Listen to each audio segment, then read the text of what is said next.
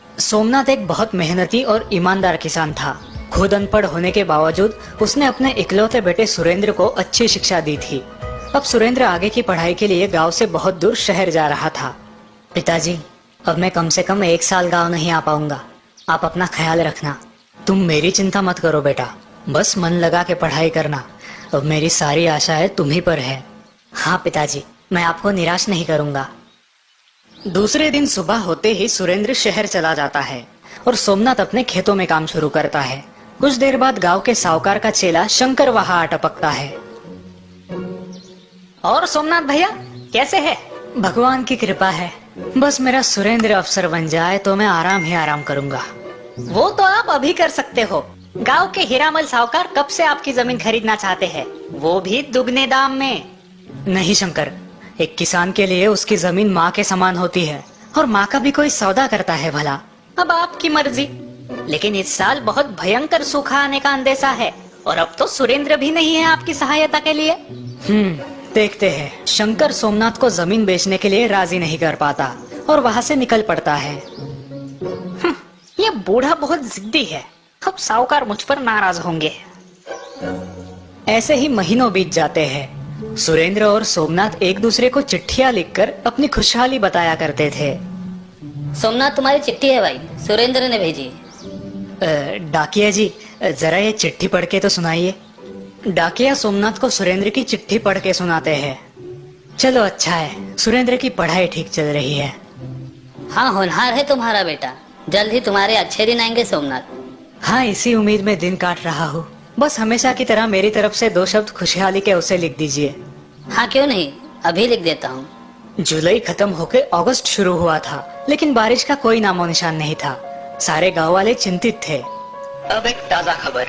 सरकारी मौसम विभाग के अनुसार देश के हर राज्य में औसत 10% ही बारिश होने का अनुमान है। नागरिकों से निवेदन है कि उपलब्ध पानी का इस्तेमाल समझदारी से करें। लगता है इस साल फसल नहीं हो पाएगी। फिर से साहूकार से कर्जा उठाना पड़ेगा। हाँ भाई, जमीन भी गिरवी है, उसे तो अच्छा मौका ही मिल जाएगा गरीबों को लूटने का। और गांव के अधिकतम कुएं भी साहूकार के पास ही है गिरवी। सोमनाथ भी अपने घर में चिंतित बैठा है। लगता है शंकर की बात सच होने वाली है। आषाढ़ खत्म होके श्रावण शुरू हुआ है, लेकिन आसमान से एक पानी की बूंद नहीं टपकी। कुएं की गहराई बढ़ा दूं तो शायद पानी मिले। ये सोच के सोमनाथ सीढ़ी लेके अपने घर के माले पे चढ़ता है और वहाँ से कुदाल और फावड़ी निकालता है, लेकिन इसी दौरान वो पैर फिसल के गिर जाता है। सोमनाथ के हाथों में और घुटनों में गंभीर चोटें आती है। हे भगवान, ये क्या हो गया? अब मैं कुआं कैसे खोदूं, अनाज कैसे बोऊं? घर पे आराम कर रहा सोमनाथ डाकिये की मदद से अपने बेटे सुरेंद्र को चिट्ठी लिखता है और यहाँ का सारा हाल बयां कर देता है। चलो भाई सोमनाथ, मैं निकलता हूँ, तुम अपना ख्याल रखना। डाकिया के जाने के बाद शंकर सोमनाथ के घर आता है। कैसी है तबीयत अब सोमनाथ भैया? भगवान की कृपा है, हड्डी नहीं टूटी, लेकिन दर्द से बेहाल हूँ। लेकिन अब तुम क्या करोगे? तुम्हारा बेटा तो यहाँ आने से रहा। मेरी मानो अपनी जमीन साहूकार को बेच दो और शहर अपने बेटे के पास चले जाओ, सुखी हो जाओगे। शायद तुम ठीक कह रहे हो। शंकर खुश होके सोमनाथ के घर से बाहर निकलता है। चलो, आखिर ये जिद्दी बूढ़ा मान ही गया। यहाँ शहर में सुरेंद्र अपनी परीक्षा की तैयारी कर रहा था, लेकिन वो पिताजी की चिट्ठी पढ़ के सोच में पड़ गया। बेटा सुरेंद्र, इस साल सूखे की वजह से शायद फसल ना हो पाए, लेकिन अगर तुम यहाँ होते तो मैं हमारा कुआं खोद के उसकी गहराई बढ़ा देता, थोड़ी बहुत सब्जियां बो लेता। अब सब राम भरोसे छोड़ रहा हूँ। पिताजी काफी बीमार है, ऊपर से ये सूखे का संकट, और मैं यहाँ फंस गया हूँ। कुछ तो करना पड़ेगा। कुछ दिन बाद डाकिया सुरेंद्र की चिट्ठी लेके आता है और सोमनाथ को पढ़ाता है। प्रणाम पिताजी, आपकी चिट्ठी मिली, लेकिन आप हमारा कुआं और ज्यादा मत खोदिए। हमारे पुरखों ने वहाँ गुप्त धन छुपाया है। ये बात मुझे दादी ने उनके स्वर्गवास से पहले बताई थी और सही समय पर आपको बताने का वचन मुझसे लिया था। क्या? चिट्ठी पढ़ते ही दोनों चौंक जाते हैं। वाह सोमनाथ, तुम्हारा तो भाग्य खुल गया भाई। डाकिया वहाँ से निकलता है, तभी रास्ते में उसे शंकर मिलता है। क्यों डाकिया जी, क्या खबर? लाखों में एक खबर है भाई। क्या बात कर रहे हो, जरा हमें भी बताओ भाई। डाकिया शंकर को सोमनाथ के कुएं के बारे में बताता है और वो सुन के शंकर की आंखें फैल जाती है।